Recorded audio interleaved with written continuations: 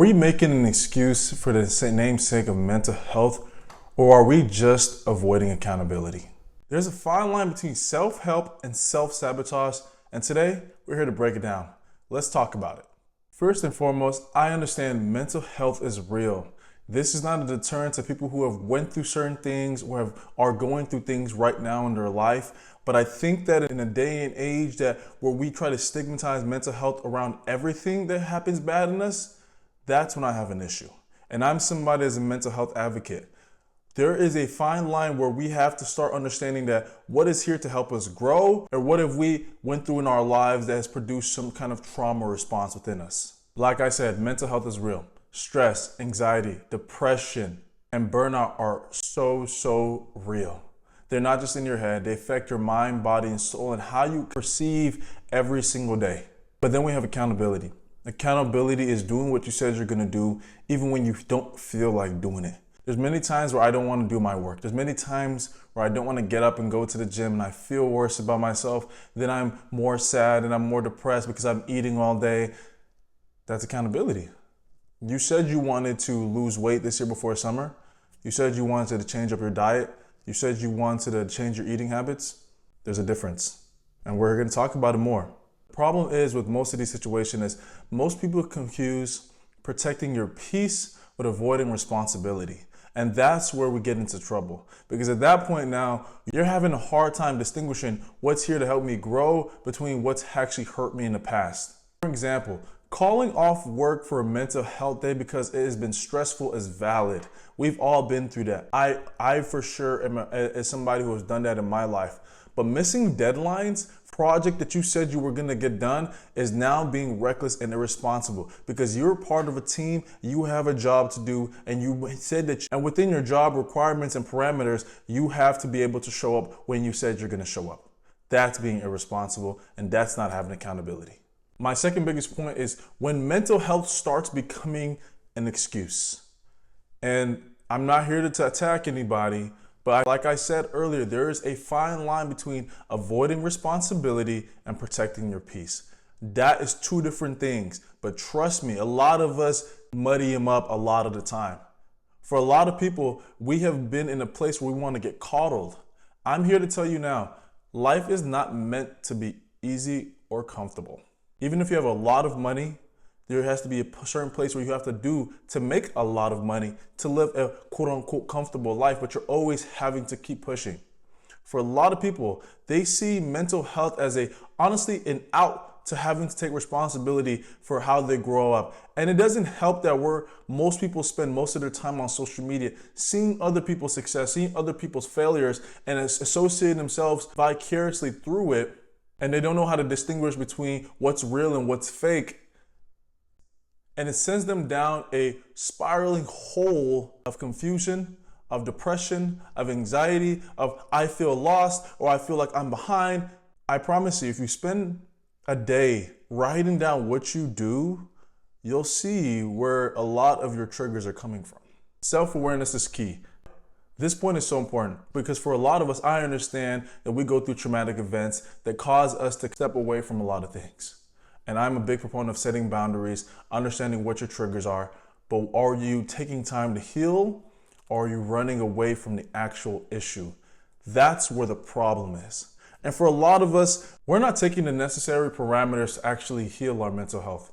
We're going to our therapist for 10 plus years and you're wondering why I'm still struggling.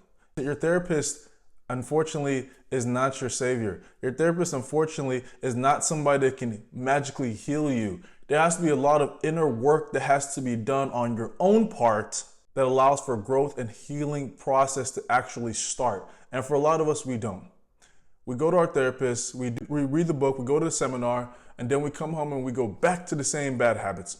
Or we try to find vices to help us ease the pain of what we're going through. Whether it's binge watching TV to avoid that hard conversation that you had to have with that person, getting high every single day to avoid the feeling of when you did that thing that you said you weren't going to do anymore, but you still did it. Or we're drinking, for the sake of, we're just having a fun time, but you're struggling with your anxiety. All those things are only temporary fixes to long-term bruises. You cannot put a band-aid on a wound. And for a lot of us, that's what we're doing. This is gonna be a very challenging statement for me to say, but I hear this.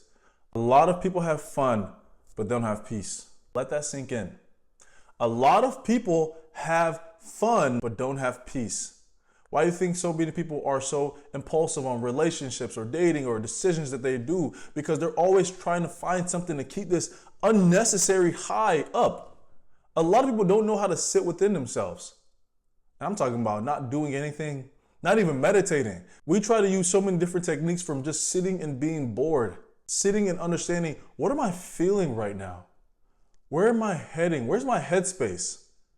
Why am I doing what I'm saying? What's just triggering me in this position right now to go back to the bad habit?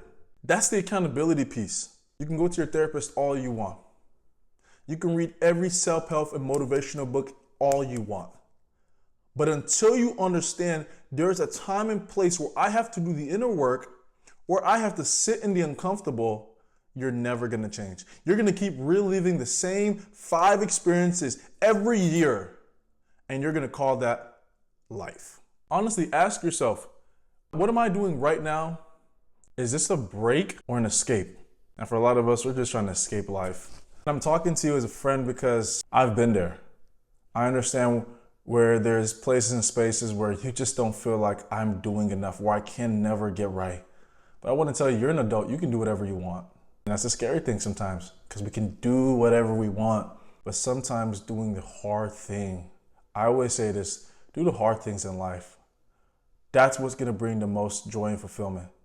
And hard does not mean excruciating. Hard just means doing opposite of what pleasure wants you to do. True self-care isn't about avoiding your problems, it's about facing them. It's about looking them down the barrel and understanding that this can't hurt me anymore. This does not define me anymore. I am not a creature of my circumstance anymore. My situation is not my destination. I have so much in store for me in my future. Because I feel like for a lot of people, what they're experiencing right now, they think that that's gonna be their whole life. It's hard for people to truly envision and manifest within their mind a better life for them. Because what people want to do is have a better life, but continue doing what they've always done and have some fairy dust come and sprinkle magic all over their situation and everything goes away. You flash, I'm sorry, that's never gonna happen. You're gonna have to get up. And I'm talking about for my dudes out there. You want your life to be better. You want your finances to be better. You want everything to be better. Trust me, you're gonna have to get up. I want you to write down certain things right now. Commit 30 days to doing certain things that make you uncomfortable. Physically, emotionally, spiritually, mentally. I promise you do something for 30 days like that, your life will be different. I'm not talking about your situation. I'm talking about that internal work of how you perceive life. You're gonna be like, man, consistency is cool. Motivation is for people who are looking for something to hold on to. Therapy, self-reflection, journaling, those are all great. They help you identify your triggers, but action changes them. Action changes your life. I talk to that girl, you want to do certain things, you want to get your finances in order, you want to break those habits, action changes it. And some people might ask, what do? I don't know what to do. There's so many different things you know what to do. We all know what to do. And I'm going to be honest with you, you've been hooked up to change your life this whole time. Because what you've seen as been a burden on your life has been honestly the ticket that you need to be successful. I truly believe that. I believe that we have everything within us to change our life. And like I said, when I say change your life, does not mean change your circumstances, it changes how you perceive life. Because I think that's all life is. I've seen so many people who are so poor, all they have is money. Money is not going to change life. How you feel on the inside is what you really want, is what you're looking for, fulfillment. And last but not least, this is what we're here for. Do the daily check-ins for yourself. Ask yourself, is this pleasure seeking or is this goal achieving? You want to start that business? There's so many AI apps now that there's no excuse for you not to know. You don't need to go hire an expensive coach. You don't need to go and search the web 100,000 videos. you can literally go to ChatGPT and they'll tell you step-by-step process of what you need to do. You want to go lose weight, you don't know what to do in the gym? Like I said, there's so many things on social media, AI apps who can create a tailored game plan for your body weight, your size, your endurance, where you are right now in life, your age, and it can get you where you want to go. At the end of the day, we have to make the initial step. I'm here to talk to you as a loving friend. You're not in this alone. Trust me, nobody wants to ever feel like they're doing something and they're alone.